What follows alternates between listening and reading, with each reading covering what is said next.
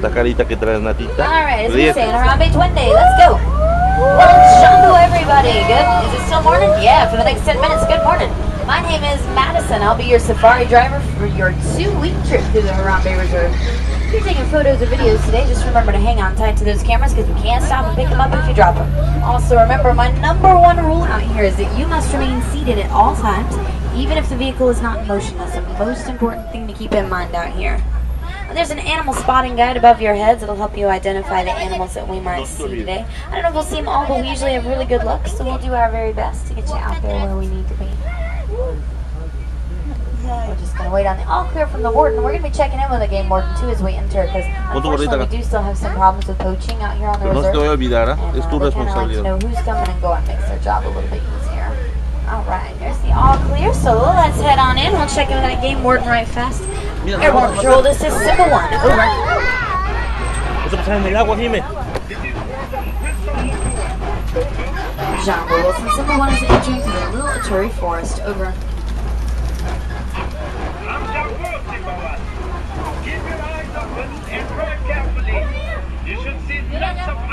Roger that. In fact, on your right, it's an okapi. Oh, there's a couple of them. There's another moving around back there. Mete tu manita, mete tu manita. Black and white stripes down their legs, and they look a lot like zebras to me. Mira qué bonito. They're actually the closest living relative of the giraffe, not related to zebras at all. Ahí viene, viene, viene. They even have 14-inch long purple tongues, just like giraffes.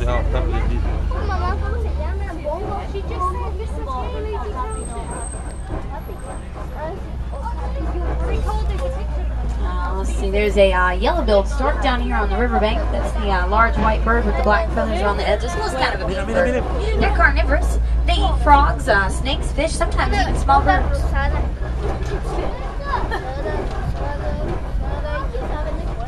Watering holes like this are a great place to see a lot of different kinds of animals, though, not just birds. Sometimes you even get to see some of the rarer things like black rhinos, but there are less than 4,200 black rhinos left in the wild today. Looks like he's drying off a little bit there. They're being hunted for their horns by poachers. So we do get to see one. It's a real treat. Los carnívoros son los que comen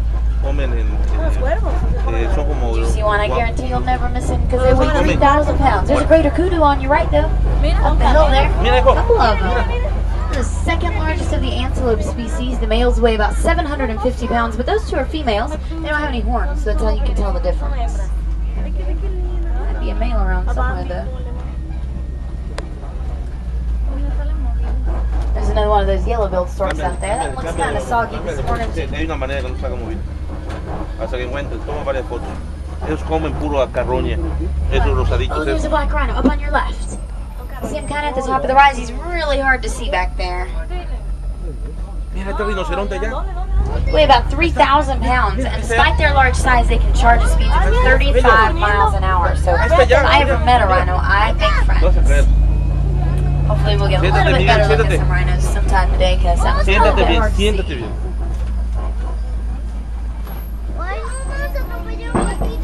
No se atropellen. Duck in the road. Now there's some large black and white birds over your left shoulders. Those are saddle-billed storks. They're the tallest storks in Africa. About 5 feet tall, in fact. Okay, who wants to see some hippos today? Yeah, we'll go down to the Safi River then, see if we can find ourselves some hippos. And you guys probably know they're some of the largest animals in Africa. In fact, when they're born, they weigh 85 pounds. By the time they're fully grown, if it's a male, he can tip the scales at 5,000 pounds, like that big old boy down there on your right. He's down in the water. He's a little bit hard to see, so if you don't get a real good look, don't look just yet. Usually there's some more right around the river. Like pull a Pocahontas and go that way. They do spend most of their time underwater like this, though. That's to help keep their large bodies cool out here in all this hot Africa sun. Yeah, like these over here on your left behind this little island. They don't actually swim very well. They're big animals and they have short legs, so in spite of being in the water all the time, they're not very good swimmers. So a lot of times they'll walk along the riverbed instead to where they're trying to go. The black birds in the nest at the very end of the island up here are white-breasted cormorants. They can swim just as well as they can fly. The gray and white birds are peacock pelicans. You often find colonies of thousands of them nesting together in one place. Oh, there's some hippos hanging out on the river bottom. You know, they even sleep standing on the riverbed like that. and they'll come up periodically for air, and it doesn't even wake them up. They're herbivores, unlike their friends the elephants and fish. They actually hunt together too, but hippos eat vegetation. They love fruit if they can find it. They eat about 150 pounds of food a day. Yeah, that's a lot to feed a hippo. Okay, we're headed across the rickety old bridge up here, so everybody do remember to stay seated for me, because over on your left there are Nile crocodiles. Cocodrilos. They're much larger and more aggressive than American alligators. They have about 1,200 pounds of pressure in their super strong jaws, enough to crush any bone in your body. They grow to be 18 to 20 feet long, but I'm not real sure how much they weigh, because I don't want to try to weigh a crocodile. I notice them sitting around with their mouths open. That's not because they're hungry. That's how they stay cool. It's kind of the same thing as when your dog pants. Fíjate bien, Jimé. This is simple one over. Fíjate bien, Jimé.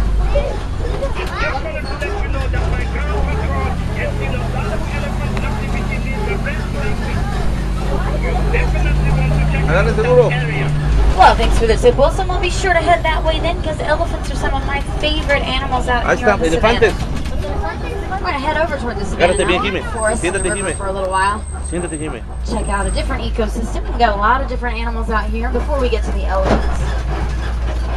All kinds of other stuff to see. So, let's head down into the Serengeti. Estamos como en el Serengeti de África. Over on your right coming up, there's some sable antelope. They're hiding underneath these bushes back here. They're the official symbol of the reserve, so they might look a little bit familiar. That one's a little bit young, so he doesn't have his horns yet. Mira. But eventually he'll grow horns that are 60 inches long, or it could be a female, because actually males and females both of that species grow horns. Wow. The Serengeti stretches for thousands of miles across East Africa. Ay, It's a leones super y highway todo. for millions of migrating Este era abusado animals porque every year. aparece un They roam león. around looking for water and for food to survive during the drought periods. It's also home to some of our most famous animals, like lions and elephants. Not that I'm seeing any lions or elephants right now. But it's an 800 square mile reserve, so if they're out there, we'll find them. We have got 2 weeks to do it. So just sit back and hang out. A lot of the animals out here too are herding animals, like the sable antelope. So they'll stick together because there's safety in numbers. A lot of times they'll even stick together with species that, or with animals that aren't in their species. So if you find one, you find a lot together sometimes. Does anybody know what these tall cones of dirt are right here? Termite mounds, yeah, front row, nice job. I bet you were the teacher's pet, weren't you? Termite mounds are made when termites mix their saliva with mud, and it bakes hard as concrete in the African sun. Yeah, it's kind of gross. Kind of gross. They're actually so hard, though, that elephants will use them as scratching posts. 10,000-pound elephants scratching up on you. Eventually, though, they'll wear off, like some of these kind of over here on your left have done, and then antelopes like to use them as watchtowers for lions and other predators that could be hiding out. Well, there's a reticulated giraffe back there. Tallest animal in the world. They stand 18 to 20 feet tall. Also some white-bearded wildebeest over here. They have the largest land migration of any mammal in the world. There are 1.5 million of them moving around on the Serengeti every single year. And on your left, underneath this bush, there are a couple of Patterson elands. They're actually the largest of the antelope species. Yeah, they're really big boys. They stand about 6 feet tall at the shoulder, and they can weigh 2,000 pounds. Corres.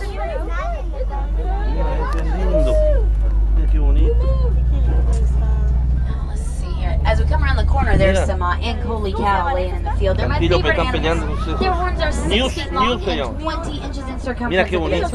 Mira los toros. There's a lot of good animals out there. Toros. Esos vamos a torear nosotros.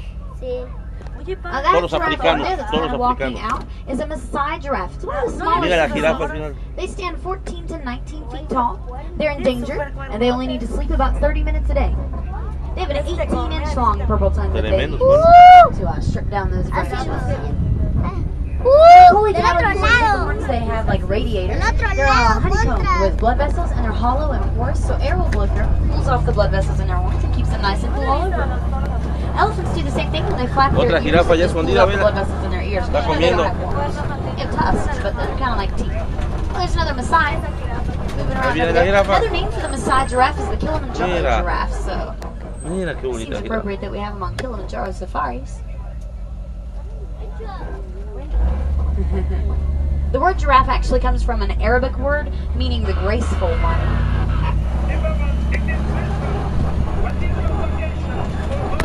We're headed up toward elephant country now, Wilson. Vamos a pisar.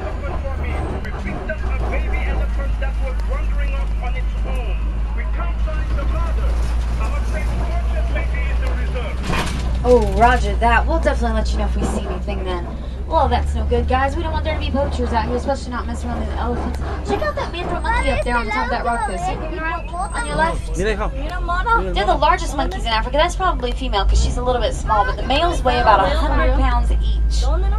Yeah, they're also very colorful. They have bright red and blue faces. I don't know if you'll get to see her. She's kind of coming around the back of that tree now, but she's a little bit hard to see back there. Very shy animals, so you never get to see them a whole lot. Muy tímidos.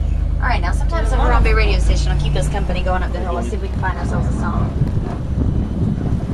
Baby. Again?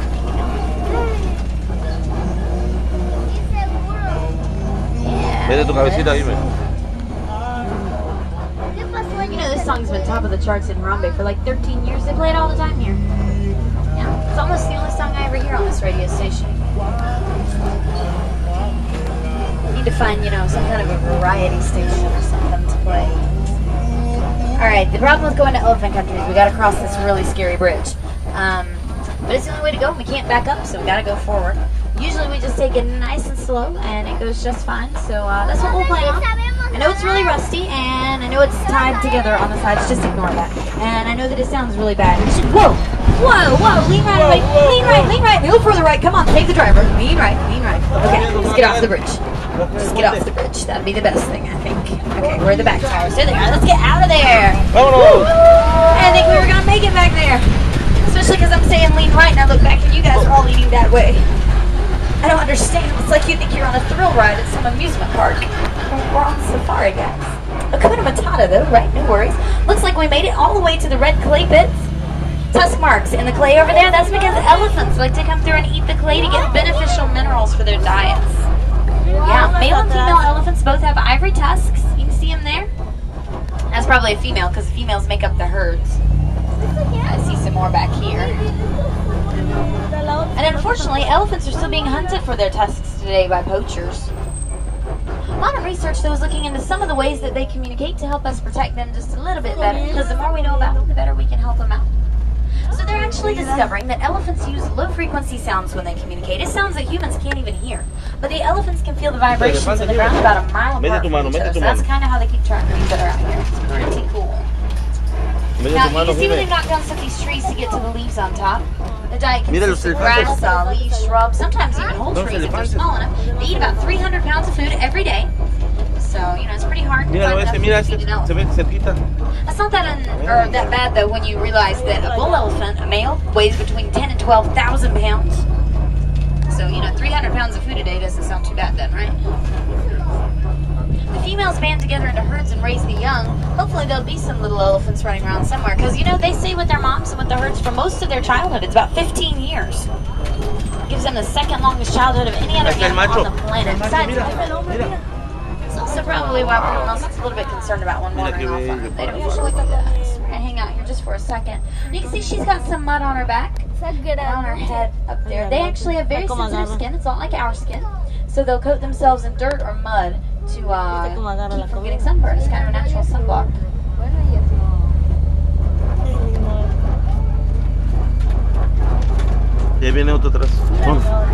Oh, there are greater flamingos over here on our left. They're the lightest pink of all the flamingos. They get their color from the beta carotene that's in the brine shrimp. Mira, viene el otro, mira cómo They don't start out this color though. When they're born, they're just little gray fluff balls. It takes them a couple of years to acquire that nice pink shade, but those little white birds in there are not baby flamingos, so don't think that. They're just ibises. But if you can see the trenches that they're digging in this little island, you see the trenches down there? They lay eggs inside those trenches, and they'll watch over them until they hatch. So hopefully, pretty soon, we'll have some baby flamingos running around with us.